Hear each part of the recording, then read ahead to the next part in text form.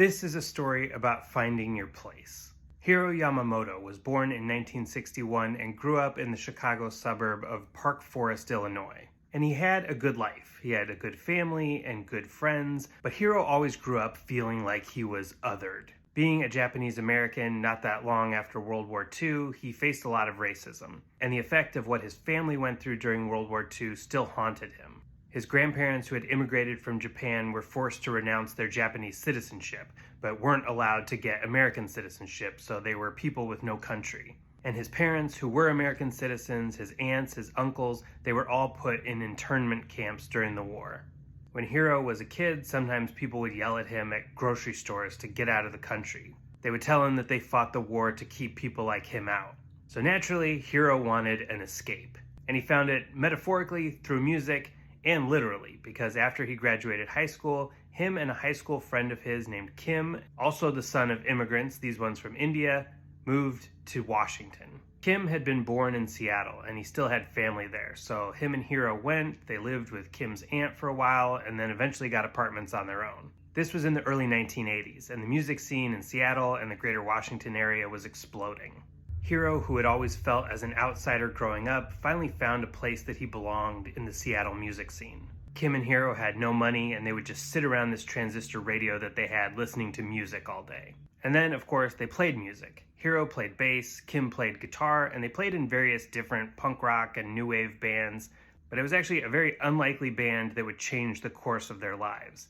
It was this rock and roll cover band called the Shemps.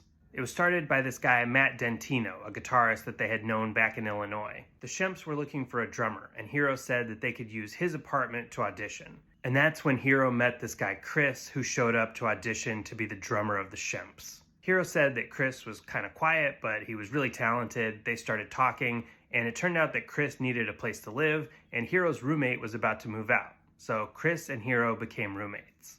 And they formed an intense musical bond. Hiro would play bass, Chris would play drums, and they would just practice together for hours.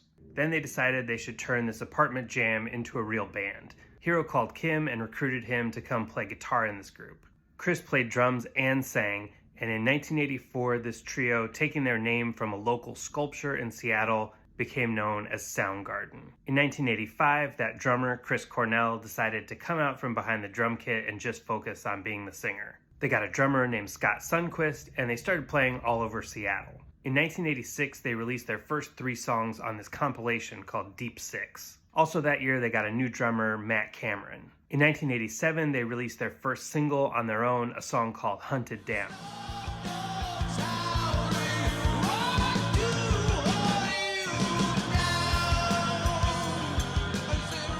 And they put it out on this new label that had just been founded in Seattle. Believe it or not, founded by another person from Park Forest, Illinois, that had gone to the same high school as Hiro and Kim, a guy named Bruce Pavitt. The label was called Sub Pop.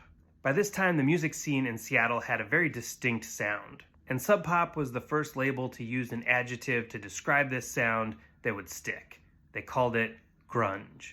Soundgarden would become one of the defining bands of the grunge movement, and in 1988 they released their debut album, Ultra Mega OK. The band actually wasn't really happy with this album. They didn't like the production, and the title of the album was actually a commentary on the record. But the hype was still big enough around the band that in mid-1988 they signed to a major label, A&M Records. In September of 1989, Soundgarden released their second album, Louder Than Love, and it became the first grunge album to enter the Billboard charts. They went to number 108. But unfortunately, by this time, Hiro was getting more and more disillusioned with the band. Hiro was worried about the direction of the band. He was worried about the pressures of a major label tour. And in 1989, right before the band was about to go out on tour for the record, Hiro quit. Now Soundgarden had to scramble to audition replacements, and luckily they found this musician in the Seattle scene who was a big fan of Soundgarden named Jason Everman. Jason was born in Alaska, but grew up in the Seattle area, and earlier in the 80s he had played in this thrash metal band called Stone Crow, with a high school friend of his on drums named Chad Channing. Jason and Chad met these 2 guys named Kurt and Chris, who had a band called Nirvana that was having trouble finding a permanent drummer. They brought in Chad to be the drummer in Nirvana just as they went into the studio to record their debut single, Love Buzz. Chad also played on the band's debut album on Sub Pop, Bleach. And Jason is actually credited as the second guitarist on Bleach, even though he didn't actually play on any of the songs. But he did contribute money. He gave Nirvana about $600 to complete the recording. So he got credited, and then at Chad's urging, Nirvana brought Jason in to be a second guitarist on tour. Jason toured with Nirvana throughout 1989, but then he started clashing a lot with Kurt Cobain. Jason was moody and unhappy. He said a lot of the unhappiness stemmed from the fact that he knew he would never be more than the second guitarist. At the end of 1989, Jason Everman was fired from Nirvana. He went back to Seattle, and then he got a call from Kim Thayil of Soundgarden.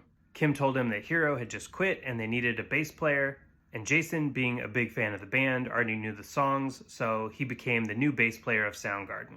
He joined the band for their Louder Than Love tour, but unfortunately things didn't work out in this band either. Even though he loved the band, Jason was still moody and difficult to get along with. The band didn't really gel. They were still kind of reeling from the loss of Hiro, and finally Soundgarden ended up firing Jason too. He said it felt like getting dumped by a person you were totally in love with. Now, Soundgarden still didn't have a bassist, and they needed to get back into the studio to work on their third album, so they went back to this guy named Ben Shepherd. He had actually auditioned after Hiro quit, but he didn't know the songs as well as Jason, so he didn't get it. But they had a lot in common. Ben, who was actually born in Japan on an American military base but grew up in Washington, had also played second guitar in Nirvana for a while. But once Ben joined Soundgarden, everything clicked into place. Kim said that Ben gave them a creative and emotional punch. The band never needed another bass player again. The first record that Ben played on was 1991's double platinum Bad Motor Finger. He continued playing with the band on Super Unknown, Down on the Upside, up until their breakup in 1997, and he reunited with the band in 2010 and played with them until 2017, until Chris Cornell's tragic suicide. Even though he wasn't the original bassist or even the second bassist, he became part of the most classic lineup of Soundgarden. But the story of Soundgarden's other two bassists didn't end when they left the band. Immediately after being fired from Soundgarden, Jason moved to New York and he worked as a bike messenger and he played in this band called Mindfunk. But then in 1993, as he was finishing up this tour with Mindfunk, he realized that when he was playing live, he just felt like he was going through the motions. His heart wasn't really in it. And so right after that tour, Jason enlisted in the military. He went to Fort Benning, Georgia, and started training to become a U.S. Army Ranger. After that, he enlisted in the Special Forces and became a Green Beret. He traded in touring with bands to doing multiple tours of duty in Iraq and Afghanistan. Eventually, he would go back to playing music in a band with other vets called Silence and Light.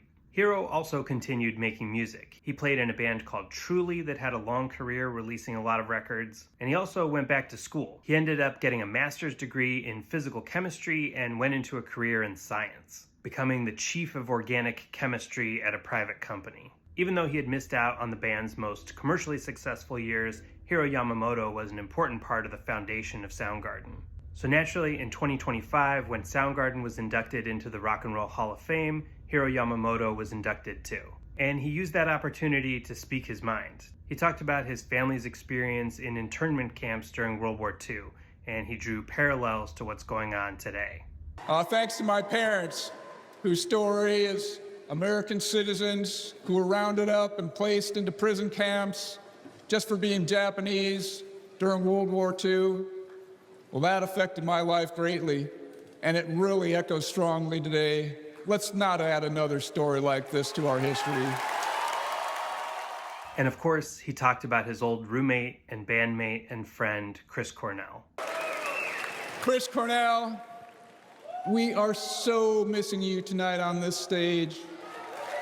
We all love you, and all love to you, and we would not be here without you. Soundgarden started as just Chris and Hiro, two roommates jamming in their apartment, and they became a legendary rock and roll band.